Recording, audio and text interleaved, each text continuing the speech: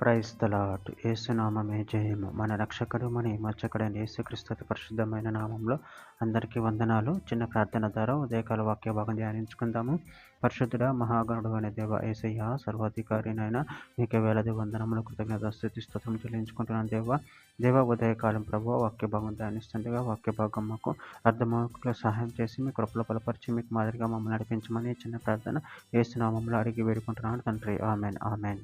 రోమీయులకు రాసిన పత్రిక 4:16 ఈ హేతువు చేతును ఆ వాగ్దానమును యావ సంతతికి అనగా ధర్మశాస్త్రం గలవారికి మాత్రమే కాక అబ్రహామునకు ఉన్నట్టి విశ్వాసం గలవారికి కూడా దృఢము కావాలని కృప అనుసరించినదై ఉండినట్లు అది విశ్వాస మూలమైనదాయను. ఆమె దేవుడి వాక్య భాగం దీవించును కాక.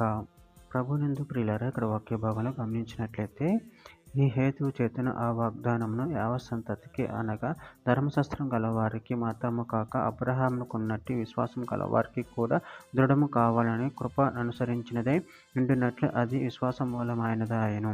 రోమీయులకు రాసిన పత్రిక 3:25-26 పూర్వము చేయబడిన పాపములను దేవుడు తన ఓర్మి వలన ఉపేక్షించినందున ఆయన తన నీతిని కనపరచవలనని క్రీస్తు యేసు రక్తమునందలి విశ్వాసం ద్వారా ఆయనను కరుణాధారముగా బయలుపరిచిన దేవుడు ఇప్పటికీ ఆ కాలమందు తన నీతిని కనపరచిన నిమిత్తము తను నీతిమంతుడును యేసునందు విశ్వాసం గలవారిని నీతిమంతునిగా తీర్చువాడనై ఉండుటకు ఆయన ఇలాగూ చేసెను. రోమీయులకు రాసిన పత్రిక 5:1 కాబట్టి విశ్వాసం మూలమున మనము నీతిమంతులుగా తీర్చబడి మన ప్రభువైన యేసుక్రీస్తు ద్వారా దేవునితో సమాధానము కలిగియుందుము. ఎఫెసీయులకు రాసిన పత్రిక 2:8 మీరు విశ్వాసం ద్వారా కృపచేతనే రక్షింపబడి ఉన్నారు. ఇది మీ వలన కలిగినది కాదు, దేవుని వరమే. తీతుకు రాసిన పత్రిక 3:7 నిత్యజీవమును గుర్చిన నిరీక్షణను బట్టి దానికి వారసులకి ఆ పరిశుద్ధాత్మను మన రక్షకుడైన యేసుక్రీస్తు ద్వారా ఆయన మన మీద సమృద్ధిగా కుమ్మరించెను.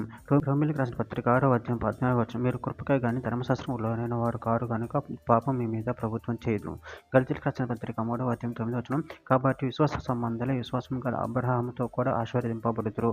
గలతీయులకు రాసిన పత్రిక 3:29 మీరు క్రీస్తు సంబంధులైతే ఆ పక్షమందు అబ్రహాము యొక్క సంతానమై ఉండి వాగ్దాన ప్రకారము వారసులై ఉన్నారు. చివరిగా ఒక మాట, హెబ్రీయులకు రాసిన పత్రిక 6:19 ఈ నిరీక్షణ నిత్యమును స్థిరమునై మన ఆత్మకు లంగర్వాల నుండి తన లోపల ప్రవేశించుచున్నది. ఆమె దేవుడి వాక్య భాగం దీవించిన ఒక చిన్న ప్రార్థన చేసుకుందాము. పరిశుద్ధుడా ప్రేమగల దేవేశ మీరు ఇచ్చిన వాక్యాన్ని బట్టి ప్రభు కృతజ్ఞతలు చెల్లించుకుంటాను తండ్రి. నేను మీ విశ్వాసం ద్వారాను వారసులే ఉన్నాను తండ్రి. నేను ఆ విశ్వాసం మాకు అనుగ్రహించి మీ ప్రేమలో కృపలో బలపరిచి మీకు మాదిరిగా మమ్మల్ని నడిపించమని చిన్న ప్రార్థన యేసు నామములో అడిగి వేడుకుంటున్నాను తండ్రి. Amen amen amen.